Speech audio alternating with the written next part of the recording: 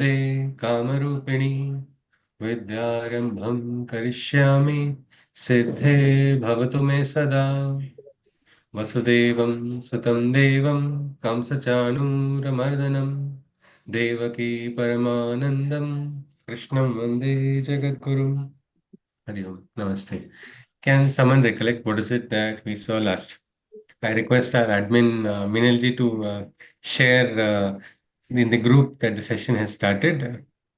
And if she wants to also give a summary, you are also welcome. Yes, anybody, most welcome. Some recap of what we saw last.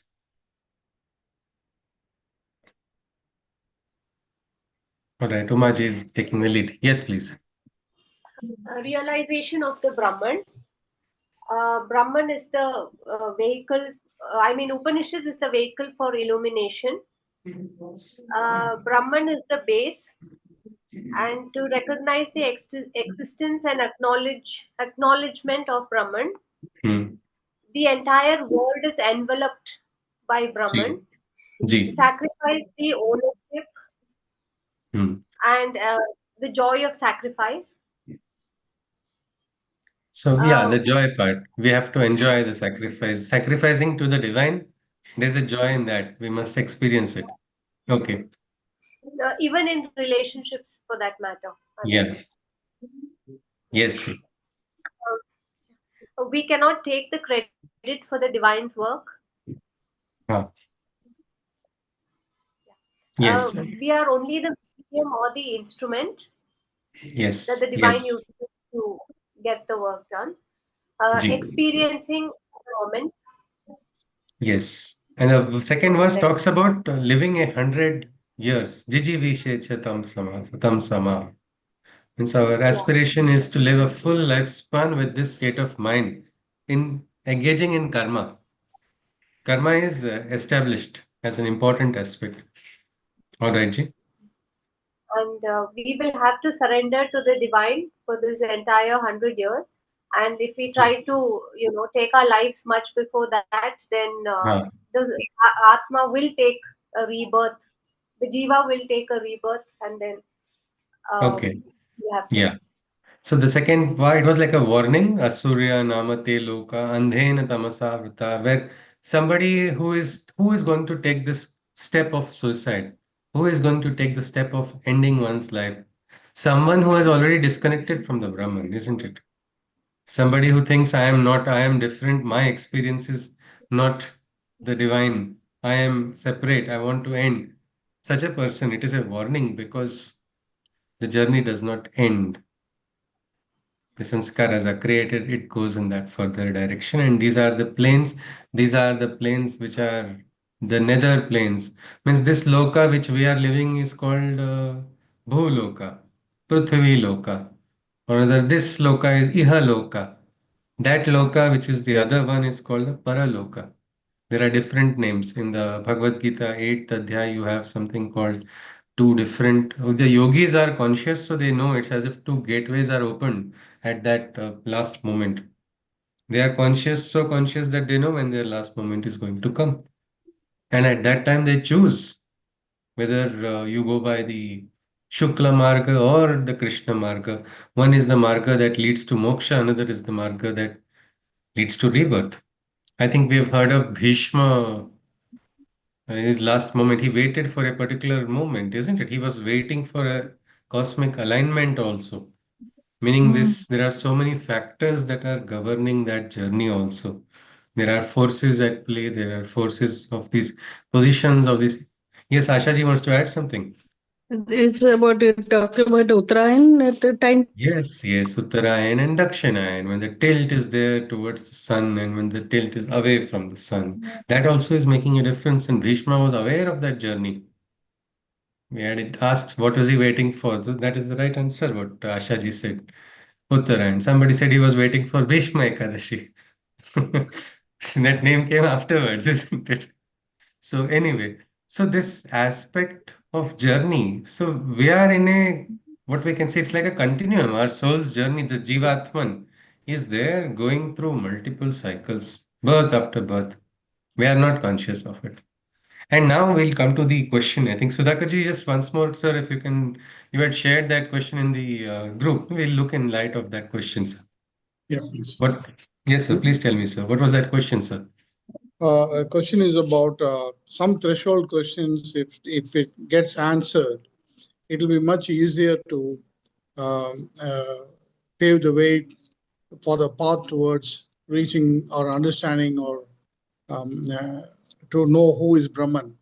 This is Okay, sir. about death, and is there a afterlife, and Hmm. then is there a rebirth, Ji, and sir. the final, and then the last one was what I asked for is I just forgot the No, three but I think items. this itself is a big one to look at. Now, Yeah. Sri Aurobindo has beautifully called the Jivan as a dreamer, Mm. the Jivatman. The Jivatman is a dreamer who is seeing the dreams. So, what is the dream of the Jivatman? Our life. Our Yes, entire life, we go through what we can say Janma, Mrityu, Jara, Vyadhi, birth, death, old age, disease. All this is a part of our life. But for the Jivatman, it appears like a dream. Just because it appears like a dream, does it mean it does not exist? it No, it is. does It is. exist. It does Yeah, exist. It does exist, but this is a experience. It's a dream-like state. For the Jivatman, this is the experience, isn't it? So, like that, there is the Swarga Loka for the Jivatman, the experience of the Jivatman. There is a Loka which is what we call the nether plane or the Patal Loka, which is said to be beneath.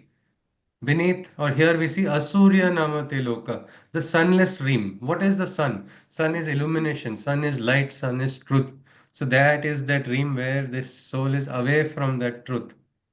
So that Jivan is experiencing this. This is actually an experience of the Jivan, not necessarily a physical plane also.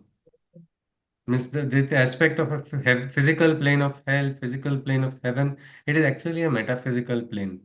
It is like how to most simply experience, we say, is the Jivan is experiencing our life, isn't it? Our miseries in life. When we are going through, I fall down, I feel hurt, I do something stupid, I feel horrible. These are all experiences had by what? By me, but I am just the outer self. The Jivatman is the true self, isn't it? The outer self is going to go through changes like it has always been. Once upon a time, I was very young. I used to play, I used to laugh, jump all the time without understanding what's going on. Not that I know much right now, but some changes happened. But on the outer surface.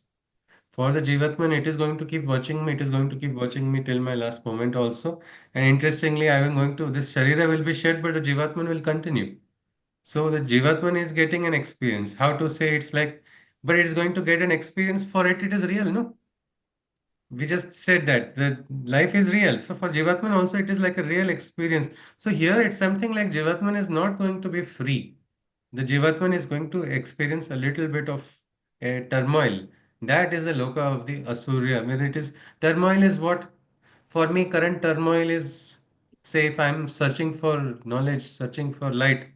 Guru bina gyana kaha se paऊं? My turmoil is not receiving the knowledge only.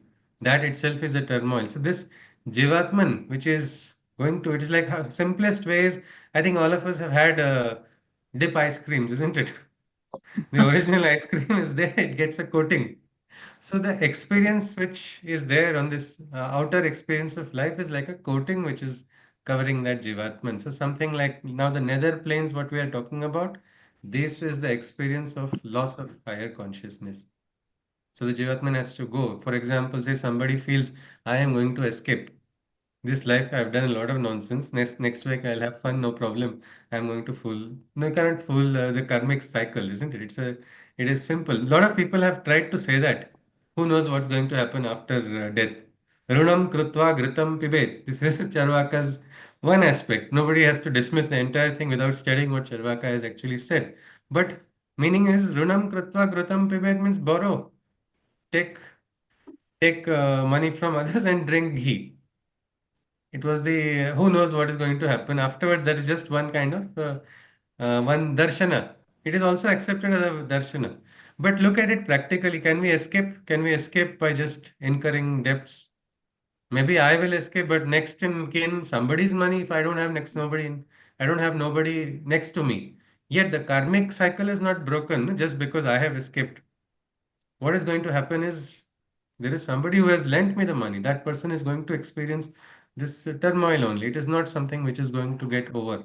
So, this karmic theory is something which is going to go on. So, this aspect of rejection of this world or rejection and running away, I don't want to take part in this. This is there in the Bhagavad Gita also. This chakra, nobody can escape. Nobody can escape also yoga marg actually. You do it, as the mother says, you'll be forced to do it. I don't like detachment. I'll hold on to all my relations. Okay, hold on. How long will you hold on? You will get bad experiences. You'll see, oh, this person is betrayed, this person is betrayed. Slowly you go towards that. So that way, even our souls also, the Jivatman is moving lightwards, moving towards that divinity.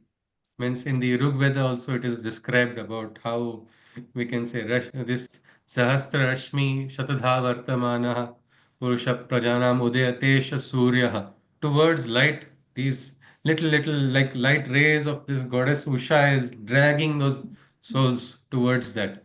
So we are going through that cycle, and that cycle is something which is a Jivatman cycle, which is towards ultimately towards moksha.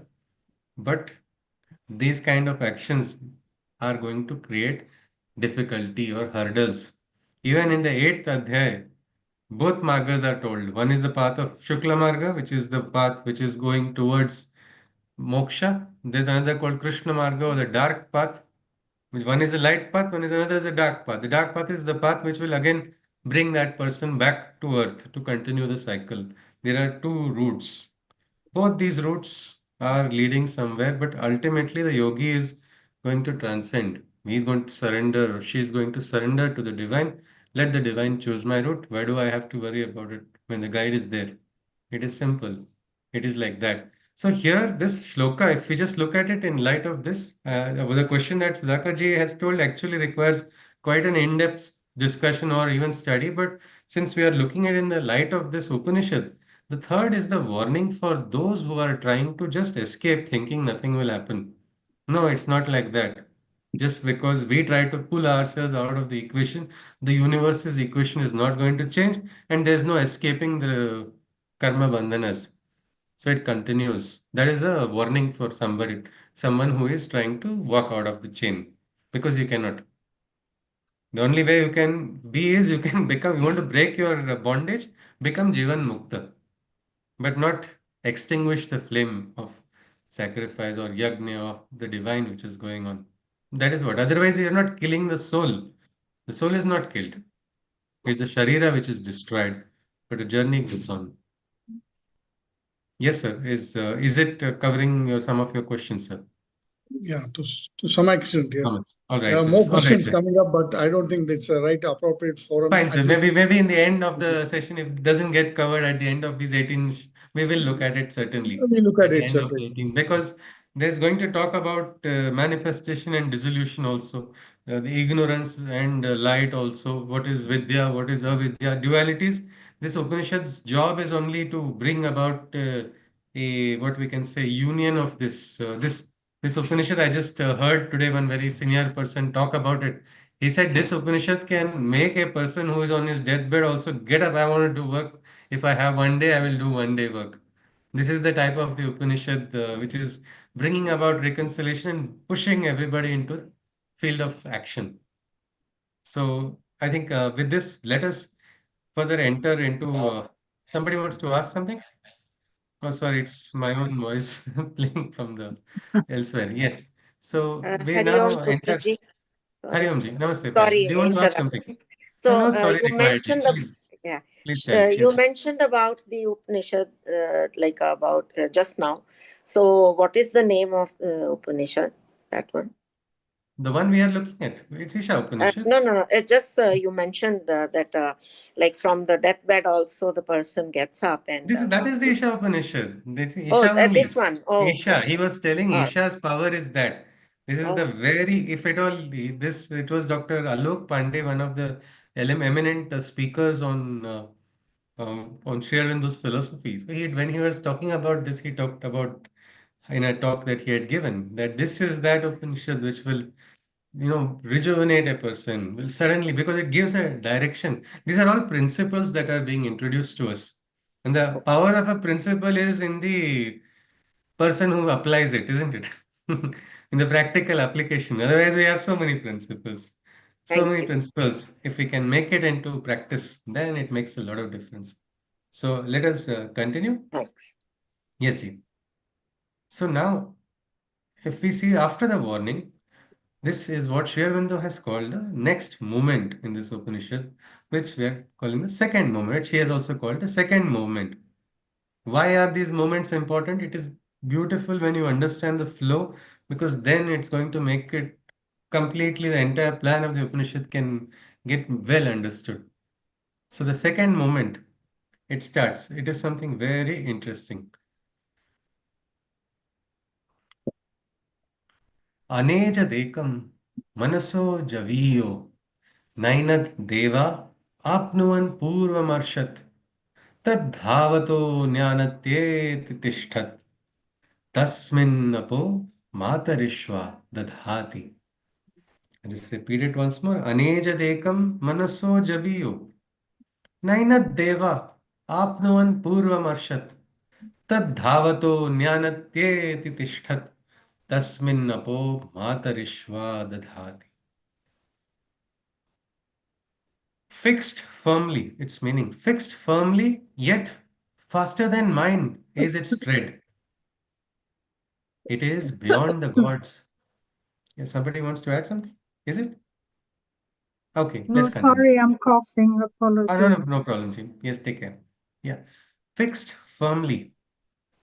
Fixed firmly, yet faster than mind is its tread. It is beyond the gods, and it ventures further ahead. Immortal, and yet crossing all the things that run. Master of the ethereal seas of life. It is He, the One. I'll repeat it once more. Fixed firmly, yet faster than mind, it is its tread. It is beyond the gods, and it ventures further ahead. Immortal, and yet crossing all the things that run. Master of the ethereal seas of life. It is He, the One. Who is this He? Anybody? It's the Brahman. same. Brahman. Absolutely. It is the Brahman. Now, this is the what we can say, the architecture of the Brahman, how the Brahman functions. That is being introduced here. This Brahman is fixed firmly, yet faster than the mind. First, let us identify the speed of the mind. Can we calculate what is the speed with which our mind moves? Can the mind travel across the world? Yes. Does it need visa? Does it need nothing? It can go. Right now, I'm thinking, suddenly I'm remembering a friend in Australia, and then mind goes elsewhere. And mind is actually a very special gift to human beings. Some say, I have pets, my dog has its own mind, but yeah, it's not so developed, isn't it? Like it is for human beings. The animals cannot write poetry. They can do poetic dances, they can do so many things, yes, but that level, they can, can the animals start thinking about Brahman? No, isn't it?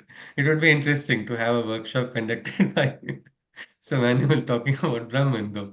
But this mind is so powerful, and yet this is faster than the mind. That is Brahman. And how is it?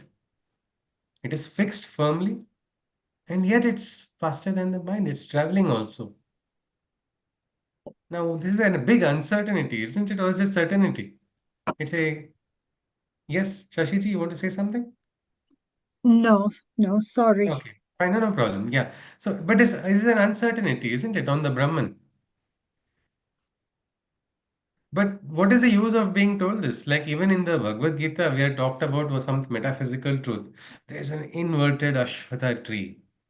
And how is this? It's a tree which is an Ashwatha tree. We all know Ashwatha. But Krishna says it's not a normal Ashwatha, it's an inverted one, upside down. I mean, why should an Ashwatha tree be upside down? Is the less logical question. Then he says it's just not any ordinary Ashwatha tree. Its root or its seed is in eternity, and its branches are below, and there's going everywhere, spreading across the universe. Then Krishna says further that from these branches, along with the branches, there are also roots, and these roots are binding. Whom? Binding every living being. By what? By bandhanas. What are karma bandhanas? There's only one escape. Krishna says, Asanga shastrena dhrudena chitva. Use that weapon of detachment, otherwise, a person is enslaved forever. But one more beautiful thing is also there in that same adhyaya before. He says, you cannot understand this tree.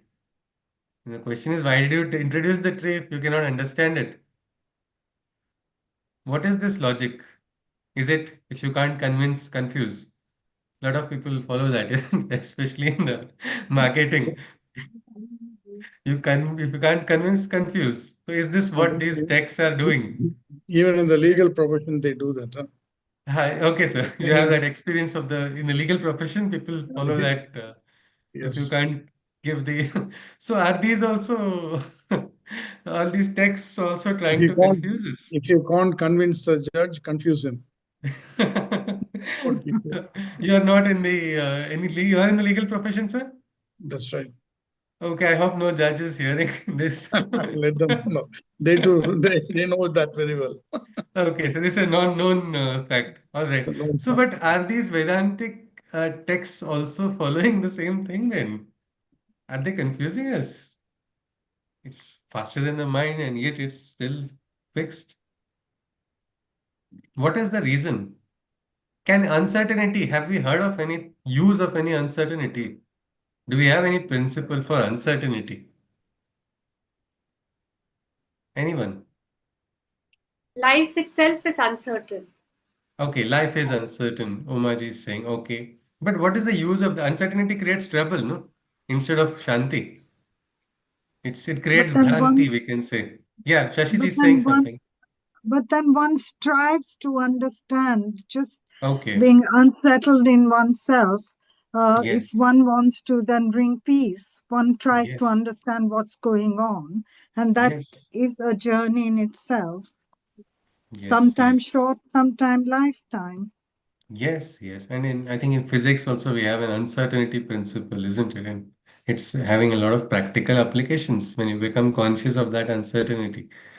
You cannot predict with perfect accuracy a position of, I think everybody must have studied it in physics.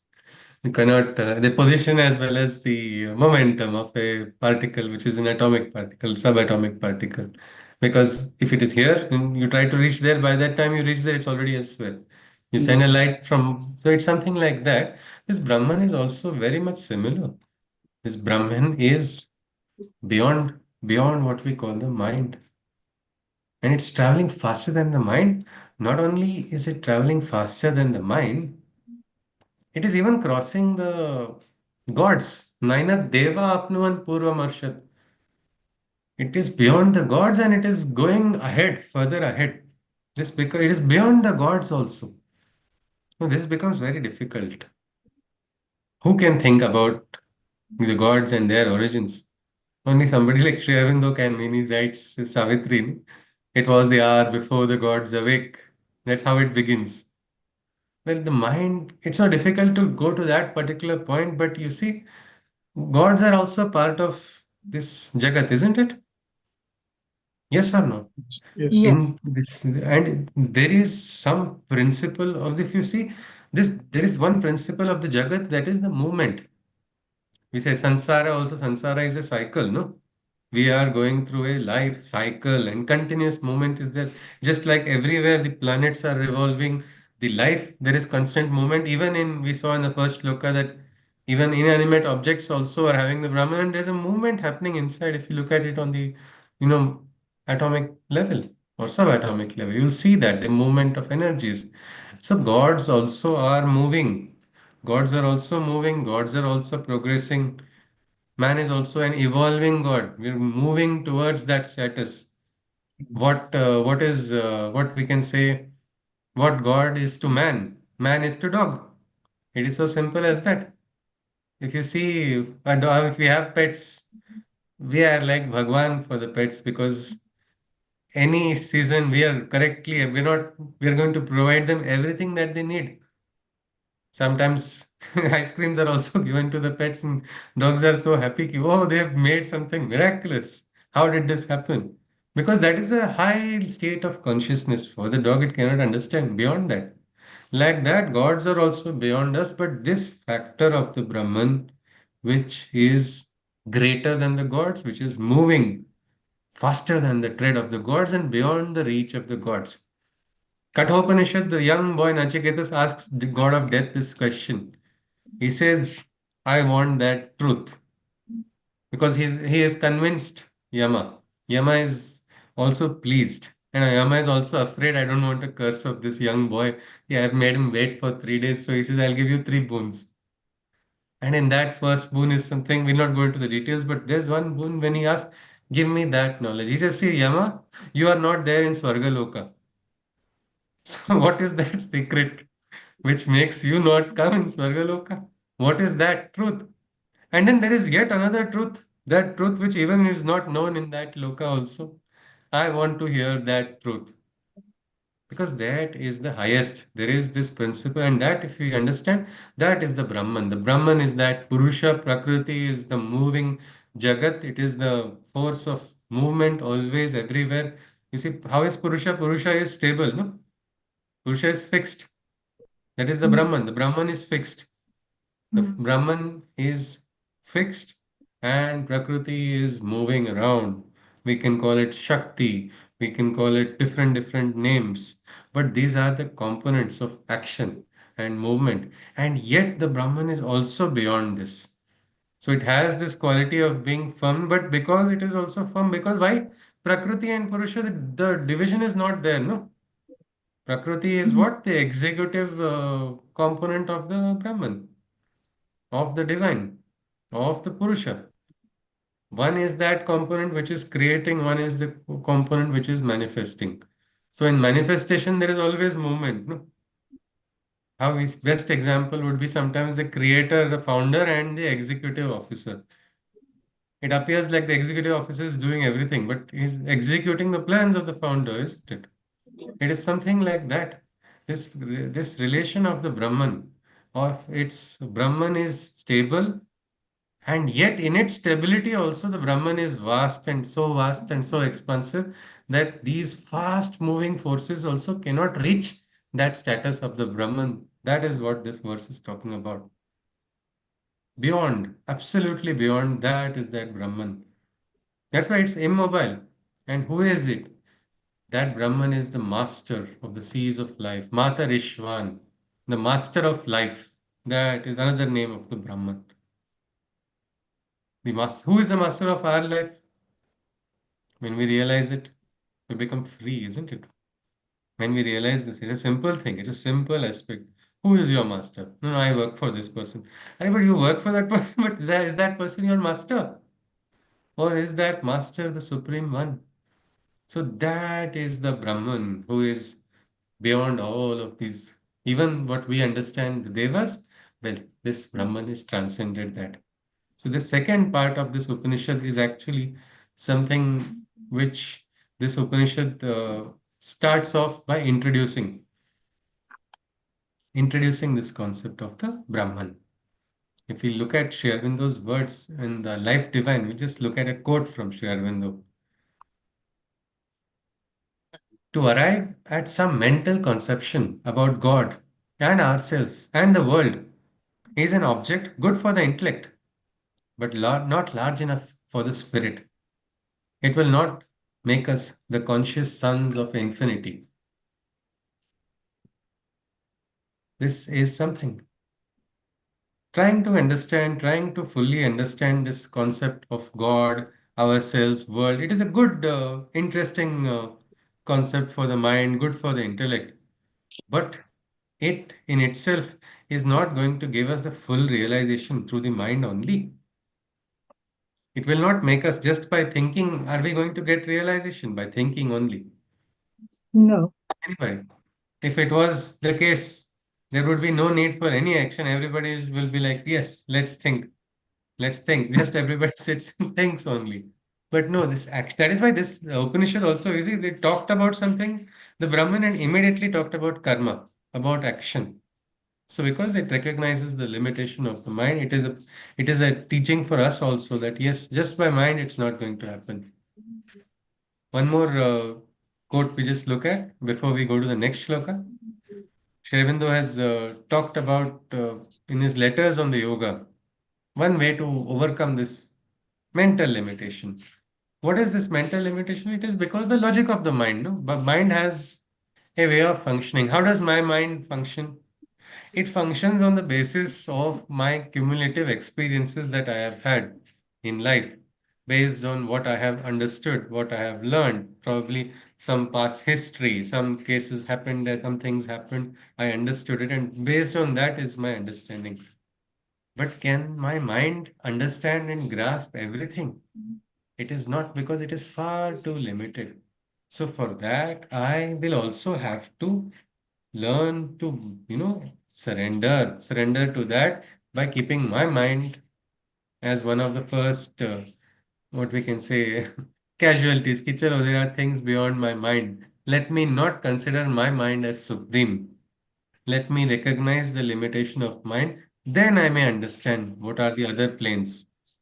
There are planes beyond the mind. For that, we have to recognize the limitation of the mind. There's intuition, there's clairvoyance, there's God knows how many things. What Sri Aurobindo described those planes of consciousness also. So they will also come here in this Upanishad later on. Sri Aurobindo has told in his letters on yoga, there is no reason why one should not receive through the thinking mind as one receives through the vital, the emotional, and the body. The thinking mind is as capable of receiving as these are. And since it has to be transformed as well as the rest, it must be trained to receive. Otherwise, no transformation of it could take place. Meaning, we're not rejecting our mind. We're just recognizing maybe I don't know everything. I need to expand. I need to, broaden my horizon. I need to broaden my understanding. That way, maybe we need not dismiss the mind, but understand the limitation of the mind is what the important message is there of Sri Aurobindo here. If you see, just let us go on to the next shloka. Tadejati tannejati taddure tadvantike tadantarasya sarvasya tadu sarvasyasya bahyatah. Once more. It's a nice rhythmic shloka. Tadejati tannejati taddure tadvantike tadantarasya sarvasya tadu sarvasyasya bahyatah. That which moves and moves not, both at once. That which is very near and also at a great distance. That which is contained in every living thing. That which also extends on the outside of everything. That which moves and moves not, both at once. That which is very near and also at a great distance. That which is contained in every living thing. That which also extends on the outside of everything. This is another description of the Brahman. How is this Brahman? It's inside also, it's outside also. My question is, what does this knowledge help us? How does this practically help us? Anybody? It is moving also, not moving as well. It's very near also. It is at great distance also. It's contained in every living thing, and it's also extending beyond the living things. Anybody?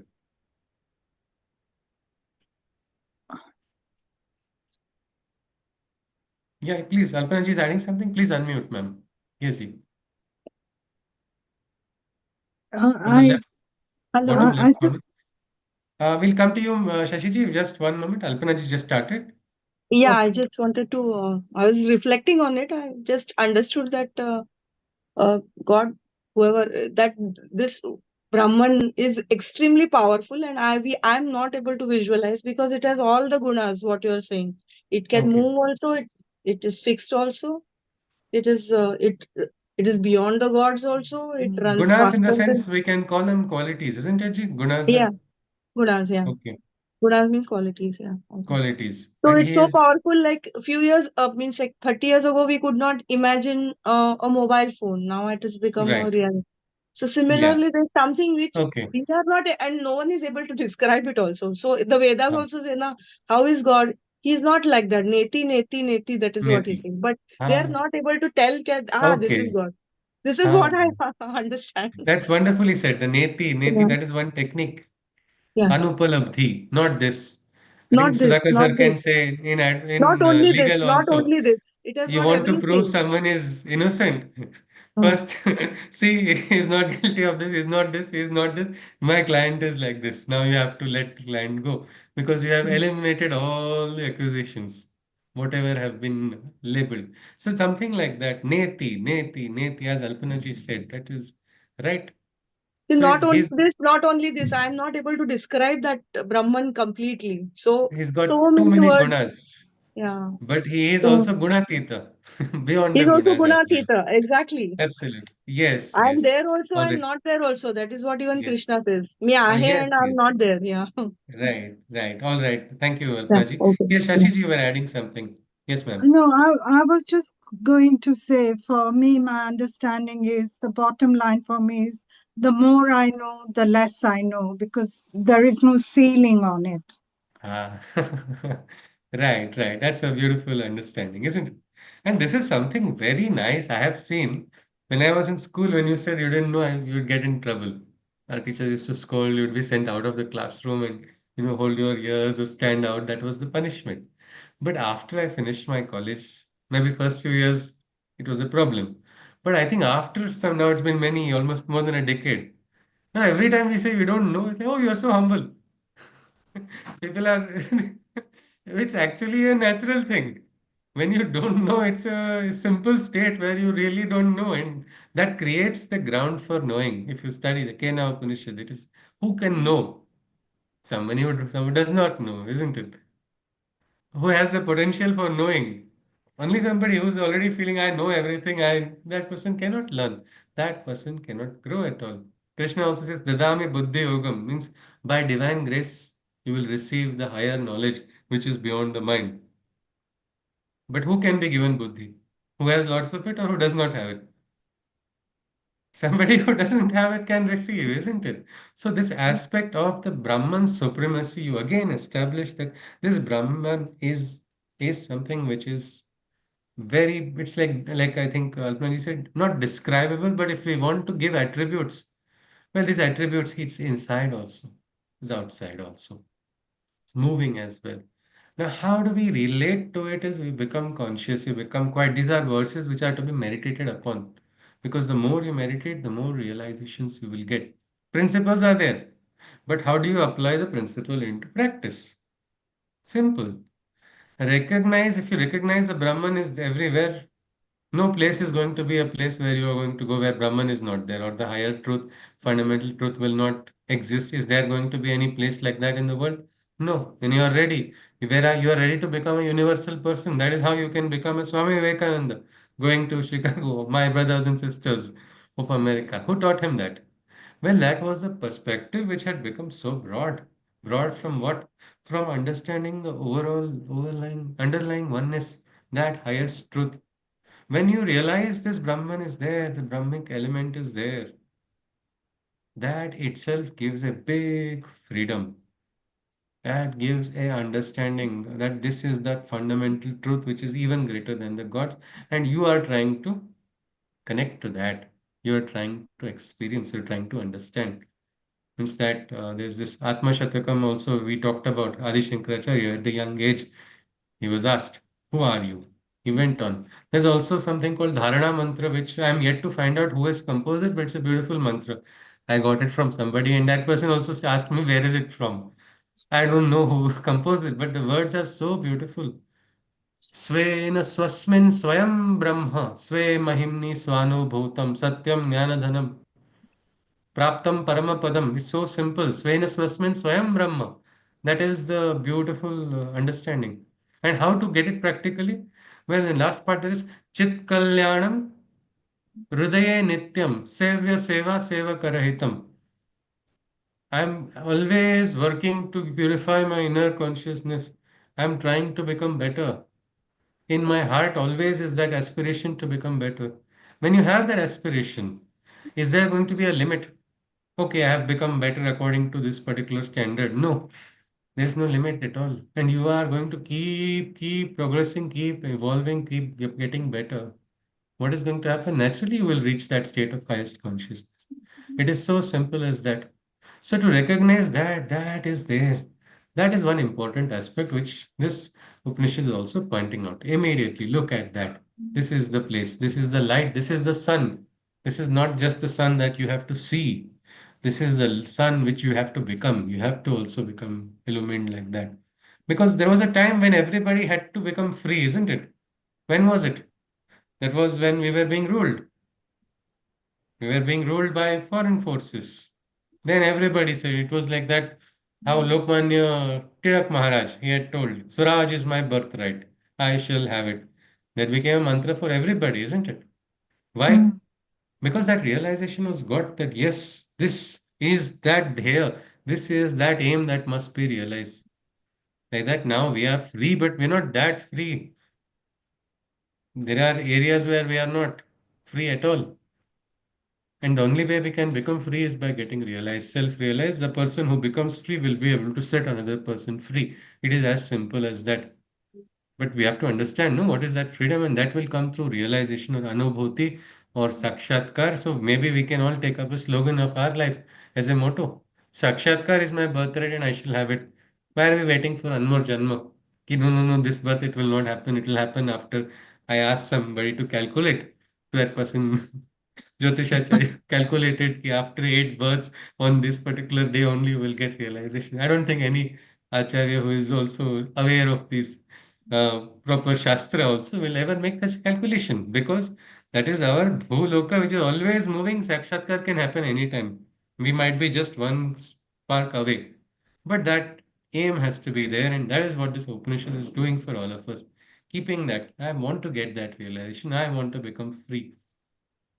And this is a freedom which has to not be just like by mind. It must be realized. It must be practically done, and that is why karma is important. Karma is being hammered in this Upanishad also, because a lot of people get lost in what we call khayali pulao, no, something like that. Half realizations, incomplete realizations. We think that is all. That is everything. No, I don't need any more. I've understood. This is the biggest dialogue. Somebody has a bad experience, that person becomes Jnani. I know it, don't tell me. This is how the world functions. I've understood it. Well, that is problem, no? That is creating a barrier. We'll have to transcend that, and that is what is most important. That is going to be working only if we surrender to the divine. Otherwise, it is difficult. This understanding, what does it come when you understand the Brahman is there everywhere? Will you look down upon somebody? Will you say this person is lower, this person is inferior? Yes, Can't. You we can't do can't, that. isn't it? We can't do that because that will allow us to recognize the universality of that principal element. The Brahman is there everywhere. That element is divine. Essentially, then everybody is divine, isn't it? Mm. So that is something. The next part of the shloka, if you see, यस्तु सर्वाणि भूतानि आत्मन्येवानुपश्यति सर्वभूतेषु चात्मानं ततो न विजुगुप्सते. This is a beautiful shloka. This tells one very important shloka, which is like a what we can say litmus test also. Litmus test of our understanding of our sadhana. How is it going? Is there ahankar or is there not? It's simple. I think in chemistry we have these indicators, no? They can tell you immediately, okay, this is acidic, this is basic. We get an immediate answer. It is something like that. What is this sloka? Let us see once more. Yastu sarvani bhutani atmanyevanupashyati sarvabhuteshu chatmanam tato na vijugupsate. When in all beings the self one can see, and realize that in all beings, the self alone can be. Whence he understands the self dwells in all beings, he gets liberated from animosity and all misunderstandings. When you recognize that divine is everywhere, divine is in all, you are going to get free from this hatred, this rejection. Vijayagupsa is actually the Sanskrit word of rejection, this disgust. Ah, this world is useless. Or so many times, enough of this. I've had enough. You feel that, isn't it? Over certain things. Doesn't Yeah. it come to us many Yes. times? But when that comes, we must understand it's all right to have choices. I may dislike certain things, but I shouldn't get disgusted or start hating, because that's the other end. It is the other end of something. I may dislike somebody, but when I have hate, what's going to happen? That hate will crush me also, isn't it? It's a poison. I'm not, only Shiva can hold the poison in his neck, isn't it? We cannot. That Mm. poison will, he can balance because he is the great yogi. He can do it. But our job is not to carry poison in our hearts or in our minds or anywhere else in any part of the body also. We don't need that, isn't it? That is where this oneness would come in. This realization of the Brahman. There is a one interesting anecdote. A man was traveling on a donkey and eating something. The Shastri and other people around saw him and started laughing very loudly. So loudly that they were mocking him, and they wanted him to they wanted him to realize that he is being mocked because of his comical entry into the village. Now, to their surprise, this person starts laughing even loudly. Even loudly. This, this Shastri is now worried. What is this? I am a learned man, and this foolish person who is looking like a complete comic, why is he laughing at me? So he sends somebody, what is it? Ask him. Like the person continues to laugh. So he goes per again, he goes to him. Why are you laughing? I laughed because of your appearance. Look at you. How you are. What are you? You're sitting on a donkey. Look at you, how you have come into this village. Look, what are you eating? All of that. Then he replies, I just laughed because I was thinking Brahma is sitting on Brahma and Brahma is eating Brahma. So, hey Brahma, why are you laughing? So now who is wise? Who is wise and who is not? How much will you give importance to the outer appearances? When you can understand that, yes, what is on the outside need not be the truth. We've heard, no, all that glitters is not gold.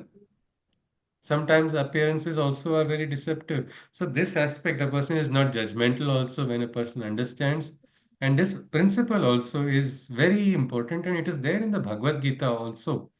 Krishna tells Arjuna to take part in the battle, a very important battle he has to fight. But he must not have hatred, not have hatred for anybody. Because the heart that houses hatred cannot house the divine. It is as simple as that. You can only be a instrument of lower forces, which will create further divide, further discord, which will create disharmony, which will ultimately destroy the fabric of a society or even an individual. There is no righteous hate. Hate is hate. So you cannot have that. That is something that is very important. Otherwise people interpret it. If somebody slaps one cheek, turn the other cheek. No, that's not exactly in Vedantic interpretation or even the Gita's interpretation.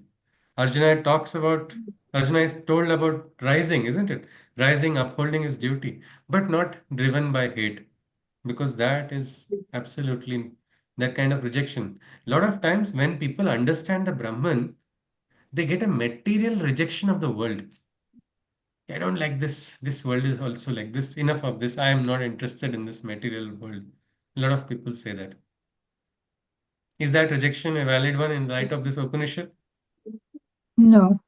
No, isn't it? It is not. This is what the Upanishad is also. That's why this Upanishad created a lot of problems. People are very happy. They were happy in their certain places, rejecting a lot of things. And suddenly this Upanishad came in their syllabus while they are reading, and then they are reminded of this truth. Okay, what is this? This cannot be. We cannot reject this world. We saw the sixth one. Let us just go to the seventh one.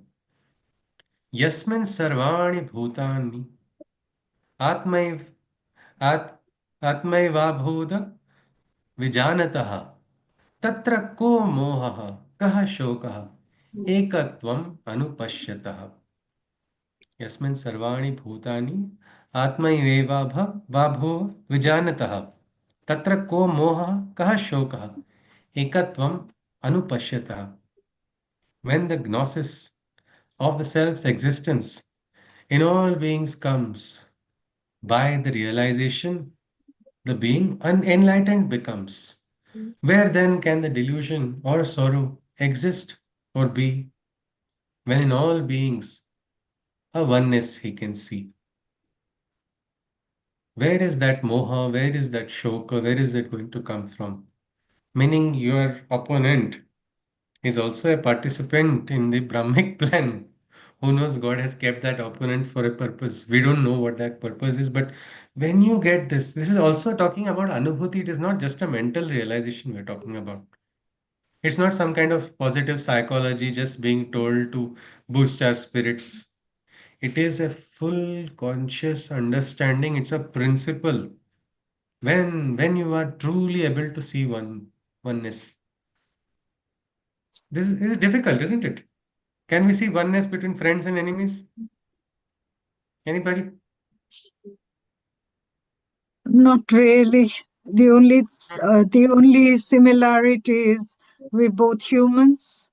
Okay, We we're have both all the humans. ups and downs, all the Yes, characteristics, extreme characteristics. yes. We're both humans. We are always what we can say trying. We can sometimes we become frenemies also. No? Sometimes friends, sometimes enemies temporarily. Mm. This person is my friend. This is, but the wise person understands that I can learn from both and I have to be detached from both. Why? My friend is always going to keep praising me whatever I do. Even if I do wrong, my friend is not a good friend, an attached friend. An attached friend is going to do in attachment, he's going to be like Dhritarashtra, no? What did Dhritarashtra do ultimately? My Duryodhana, he is lovely son. He is the one who is going to become king. No problem. All the other bad traits are okay. Now, what happened because of that? Didn't Dhritarashtra only bring upon a very horrible life for for Duryodhana and all his children? Why? It was all moha. This is what the Gita, the sloka of the Upanishad also talks about. When you see oneness and your enemies, who says you cannot learn from your enemies? We can learn from our enemies. They will not teach us officially, they will not wantingly teach us, but you can still learn. निंदक नियरे राखियो आंगन कुटी सवाय बिन पानी साबुन ना निर्मल करे सोहाय. Keep your enemies closer only. It's okay. They will make you clean even without requiring to use water and soap. They are going because they are going to keep criticizing you. What will it will give you a chance to work on what is flaw. What are your flaws, isn't it? Mm. Sant Tukaram had got the highest realization, probably because his wife was his biggest critic all through his life. Throughout his life. So much that he said, I have got moksha, I can give it to you. He said, I don't want I don't like you, are God. I'm not coming on your path. You go. Go on your own. Well, this is truth. And this is a very simple, fundamental truth, actually. This principle is something, I think, even in across the world, it is the same. There was a dialogue, I think, in a movie also, an English movie, Godfather. It is in this chambers that my father taught me keep your friends close, keep your enemies closer. Why? Because he wants to see their movement. Well, the aspect of this oneness, that was a different aspect. That was a cunning approach. But this Upanishad tells us ki yes, on the soul level, on the level of the Jivatman, all are one. And this understanding can actually, if you get a realization, this is why these are all principles which have to be realized. We cannot just logically take an inference from this. "Oh, everybody is Brahman, so I'm not going to get shot if I go to the border and try to go and, hey, Brahman, let's become one." You cannot tell it to the terrorists. No, it's not going to happen because there we have something what we call ideal also, there is something called Vyavaharik Satya and one is Paramarthik Satya. We can't mix the two, but the Vedantic truth is very practically applicable. Somebody will say, how can this truth of Brahman help you at any time in life? Practically, if you're in a grave peril. Don't look anywhere, look at Sri Aurobindo's life himself. Sri Aurobindo was in Alipur jail. Anybody knows of that, when that what happened in the Alipur jail? Oh, Or anybody knows about that's a very famous case also, the Alipur bomb case, where the Britishers falsely wanted to hang Sri Aurobindo on the pretext of his involvement in terrorist activities. Basically, they wanted him out of the picture because he was inspiring his breed of, one big creed of freedom fighters who were, spiritualizing the revolutionary movement. Even young Subhash Chandra Bose had got inspired. So they just wanted him there. And there inside of the prison, he got the experience. He got the experience of what is told in the Gita, which is said to be a very rare experience of recognizing and experiencing the omniscience of the divine. Vasudevam Sarvamiti. Oh, sorry. Vasudevam Sarvamiti. That experience is what he got inside of that jail.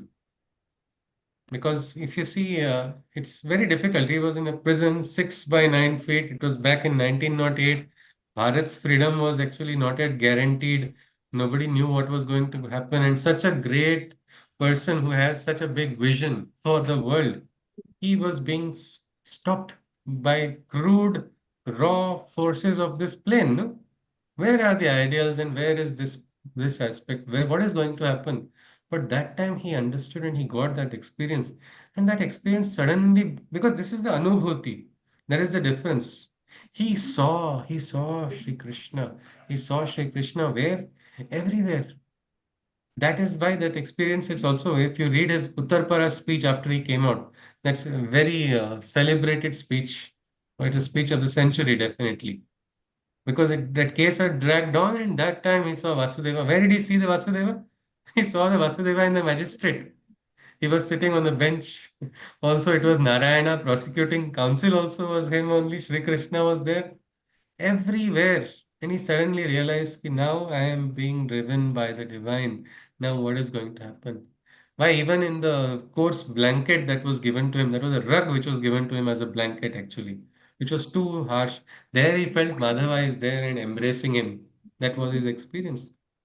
Suddenly the grating also of the prison, everywhere he's just seeing. Even the prisoners who was guarding me, I am being guarded by the divine outside. That was his experience. Then there were the other prisoners. They were petty criminals. All were not freedom fighters.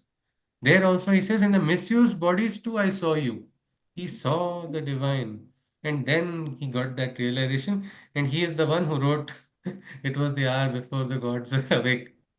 This entire journey of Savitri, life divine, all of that started after that Anubhuti. He received knowledge, he received that wisdom in that state also. These words, why they are celebrated, the Isha Upanishad words, because these are called received wisdom of what these ancient rishis got in meditation. This Brahman, we are using logic to describe from our cumulative experiences of, we can say, what we have inherited through our learning, through so many years. We don't know, but we have also been influenced by Vedanta, even though we are not aware. It is there in the conscious psyche of Bharat. Whether or not we know in form of some sanskar, in form of some tradition, somewhere or the other, as we have grown up. But these, when these were written, this is one of the oldest of the Upanishads, several thousands of years before. How many years that people are debating right now? Definitely more than 5,000 years back. That time, these rishis were thinking about this. Not only were they thinking, they did get the experience. And that is codified in the form of these Sanskrit verses. So, this second part, which is the most important aspect, is when we realize this Brahman, it is not going to make you reject the world. It is not going to make you turn your back to the world. Instead, you are going to embrace the world with a greater awakened perspective. You start becoming more conscious. Let me experience. And in that experiences start growing and slowly, little experience. become what we call a anubhuti. And anubhuti is something which is important, a personal experience. I must realize it. When we go to a hotel, do we eat from somebody else's plate? No, we order our own meal. I want to eat. If somebody puts their hand in our meal, also we get irritated. How dare you put your hand here? This is mine.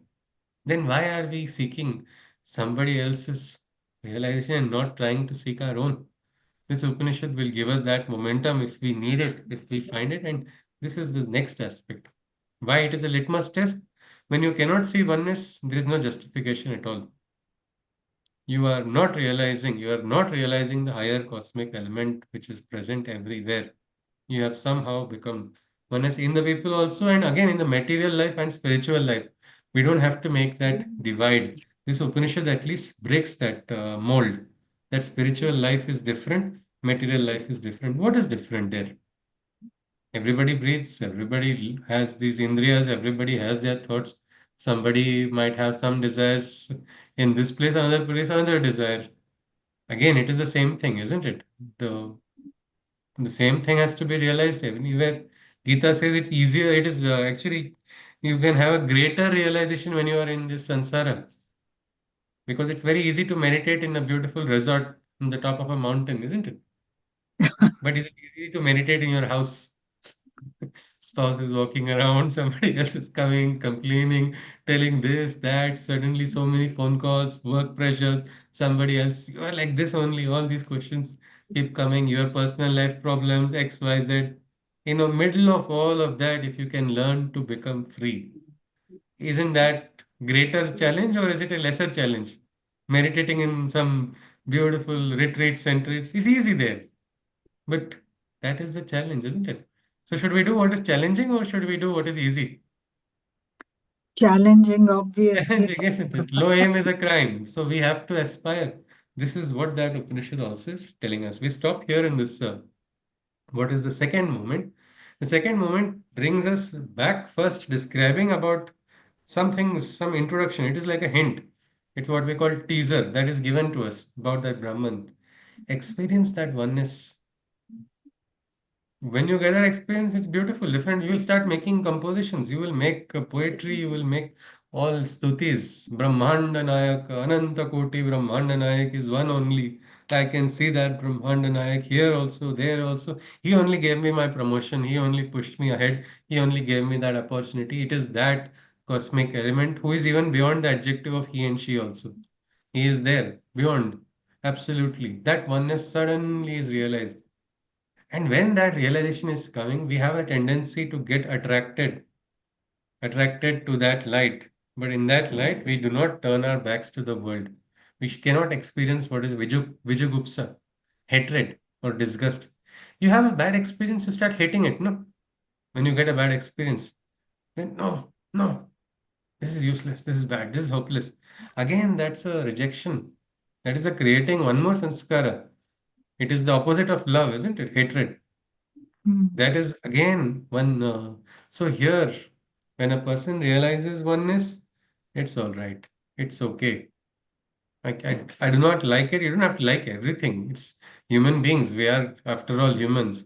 We will have our experiences. But somewhere when you become higher, you're able to look at this perspective. And this is that perspective of, yes, this is important to not just realize mentally, but to practically, and that is why it is important to use, these are all 18 verses, these are 18 principles of life which can itself become this particular Upanishad itself is like a seed scripture. We talked about mahavakyas. Well, each of this shloka itself can, we break that shloka, it will become a mahavakya. Isha vasyam idam sarvam. End of story. Now what am I going to be worried about? Everything belongs to the divine. No, no, but that person stole 500 rupees from my pocket. Right, I was careless. It's okay. Divine's wish. I will become more careful because I have to do my work ultimately. Kurvan neveha karmani, isn't it? No, no, but I'm having enough. I've got sick of my life. Somebody said I have this particular disease, it's not going to get cured. Somebody says this is going to happen. I think it better end my life. One person I know had told this to me, a close friend who's like a sister. She told that because doctor said I have only this many months to live. that we just discussed, is doctor the God? Can doctor 100% give that guarantee? No. Then she also had her hope. She had her, that is a will to live is a natural will inside of all of us. It is there. The divine has planted it. Despite so many challenges, so many people are fighting. And you will not believe this young girl of 26 only. She started going through that chemotherapy with a renewed vigor. And before the chemotherapy, she went to the doctor and said, "See, this doctor told me maybe there is chance." The doctor got angry. So you will listen to a junior doctor and not me. So he wanted her to have give importance to his diagnosis, which is ending her life. But she did not give that. And 1 year later, within, I say, 10 months, she got a letter from that same institute that she is cancer free. She went on to go to Oxford, and that's a beautiful story. Now she's getting married also. It's her entire life has changed. But what we are trying to look at is, yes, this aspect of the Brahman. It is there. This understand this realization and bring it into practice. Understand that there is a divine. Matar Ishwan, master of life. Who is this man? Who is the master of my life?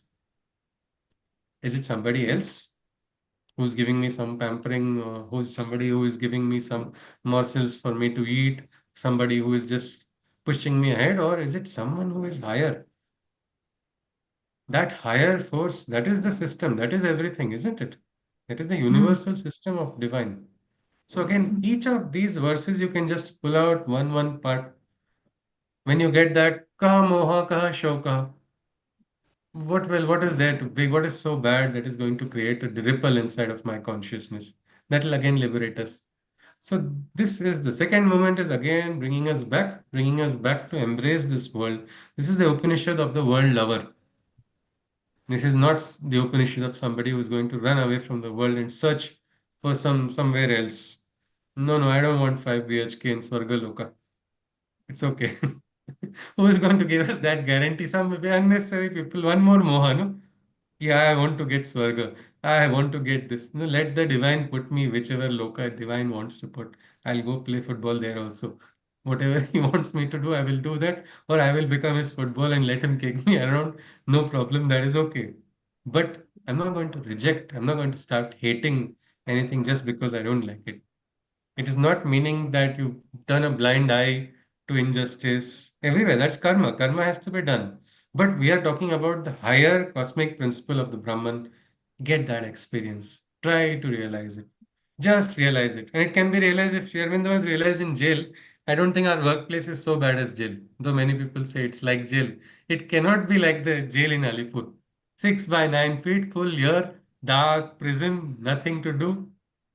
There, somebody can experience that Ananda of Supreme Satchidananda, or what we can say, the highest Brahman. I think we have a lot more potential given the surroundings. We can actually get a better experience then if we really try. So, with this, I think we conclude the second moment. We go into the third moment in the next session that's going to be on Monday. If somebody would like to ask or share, ask any question or anything you have in light of what we covered today, you are welcome. Or we go to the summary and conclude. Yes, please.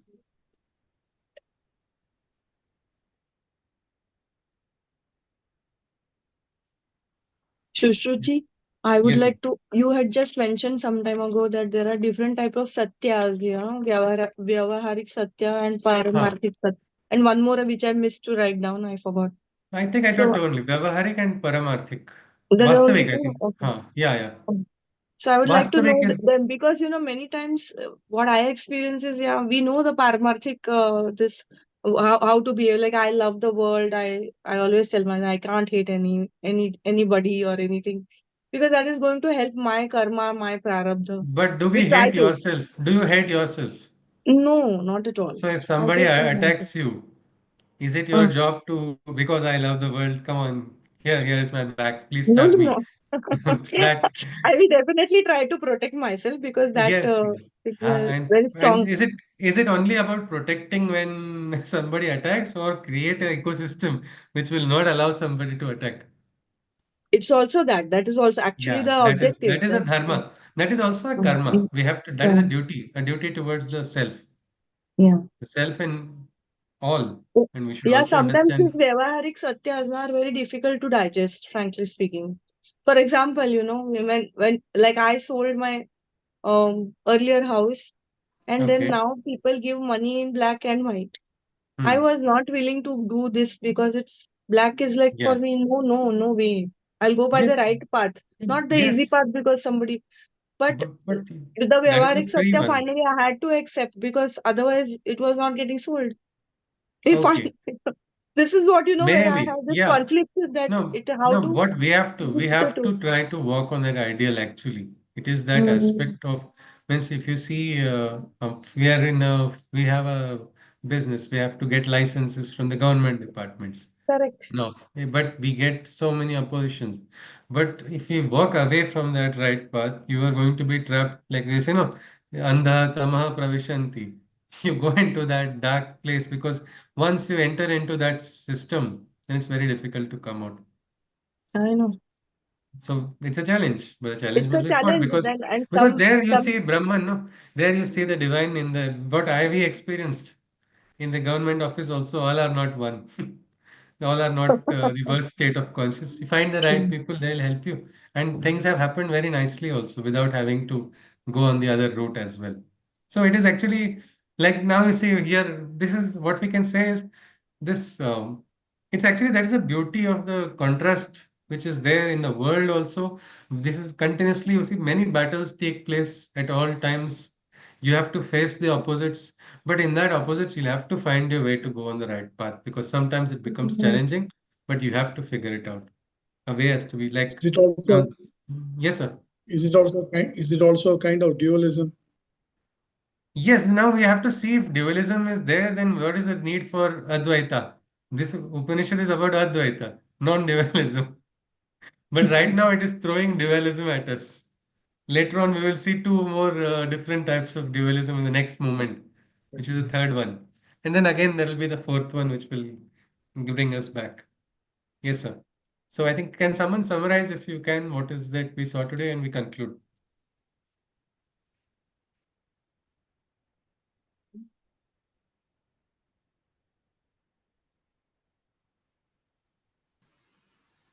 So we saw that the Okay, both are Jivatma all is a right. dreamer. Umaji, yes, please. Okay, yes, ji. Now we saw that the Jivatma is a dreamer. It is also in the metaphysical plane. Ji. Jiva is always moving towards moksha, and the soul's Jiva is journey is all. moving towards the divine. Jiva is actually what we call Jivatman, is a ansha of the Paramatman. So the Jivatman is ultimately trying to merge and become one with the Paramatman. For a living being, With getting that Brahma. freedom, yeah, getting freedom from the traps and cycles of samsara is called moksha. So generally, that is what is the understanding about everybody wanting to go to that direction. Um, Yes, towards sir. the Brahma, right? Yes, yes, There yes. are two routes. One is the dark side and the light side. That The is in the dark Gita. side brings. That is the Okay, Gita ji. That was in the Bhagavad Gita. Krishna Marga, Shukla Marga. It was just a reference, though not mentioned explicitly in okay, this Upanishad. okay. Um, the Brahma is fixed firmly yet faster than the mind, and it goes beyond the gods. He's also the master of life. And it's also important to understand the limitation of the mind. Brahma is inside as well as outside. He is in the living and the non-living things. Self Yes. realization brings freedom. Um, Hatred can prison us and not help us move forward. Rejection also Hatred. is not, yes, and rejection, that strong rejection, Vijagupsa, that feeling, if we get it for anything, we can understand something is wrong. We shouldn't be getting that experience. We shouldn't be feel somewhere, something has, we have to do some introspection there. Because And disliking is opponents. good, but hate is not, nowhere. Absolute dire rejection of certain thing is not required. An opponent is also a Brahma's plan, Okay, ji. Yeah, could and be, could be. understanding the Brahman helps us accept the world. Yes, yes. Become conscious of the world and the place of the world also. Means we get the direction. We get it is actually important to get that experience rather than just now this person is this person is that. Instead of that, try to feel that. I mean, see that person, see that point of view. Sometimes you can see the opposite point of view and also, this person wants to hurt me because this is that person's understanding, so narrow in understanding. But this happened because we can actually get and you are at peace. Your inner peace is not our Upanishad's work is this that the inner peace has to become more and more dense. It has to become more powerful, more stable. So that it starts experiencing that it will come into your aura also, and then it starts manifesting the consciousness around you also. When we just said the Buddha would walk, there would be an aura of quietude around him, which would stretch. Some say it stretched kilometers. That was, I mean, suddenly people fighting will suddenly feel like suddenly becoming calm because they also don't know.